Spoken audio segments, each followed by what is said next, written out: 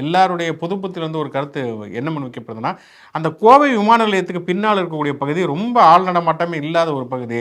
அந்த பெண் ஏன் போனாங்க? அது முற்போக்குன்னு பேசக்கூடிய பல பேருமே கூட நேற்றிலிருந்து பலருமே சமூக வலைத்தளங்கள் எழுதுவதை பார்க்கிறோம். ஒரு ஆண் நண்பரோடு அவர் பேசுவதாக இருந்தாங்கன்னா, ஏன் அந்த மாதிரியான இடத்தை தேர்ந்தெடுத்து அவங்க பேசணும்? ஆண் நண்பரா அல்லது காதலரா அப்படிங்கிறதெல்லாம் அந்த இரண்டு ஒரு ஆணுக்கும் பெண்ணுக்கும் இடையில இருக்கக்கூடிய தனிப்பட்ட விவகாரம். அதில் தலையிடுவதற்கு வேறு யாருக்குமே உரிமை கிடையாது.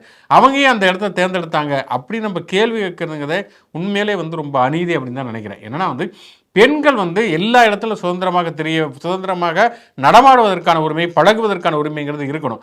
அந்த இடத்து மட்டும் ஏன் ரொம்ப ஆபத்தான இடம், அவங்க ஏன் அங்கே போனாங்க அப்படின்னு கேட்குறது.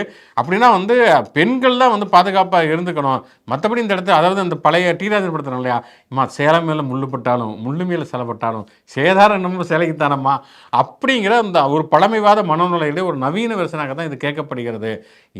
இதை பாதுகாப்பு உறுதி செய்யப்பட வேண்டியதுங்கிறது அங்கே இருக்கக்கூடிய இந்த தமிழ்நாடு அரசாக இருந்தாலும் சரி, காவல்துறையாக இருந்தாலும் சரி, அவருடைய கடமை. அதை தாண்டி பெண்கள் எல்லா இடங்களிலும் பாதுகாப்பாக இருப்பதற்கான சூழ்நிலையை உருவாக்க வேண்டிய பொறுப்பு சமூகத்திற்குரிய அத்தனை பேருடைய கூட்டு பொறுப்பும் கூட.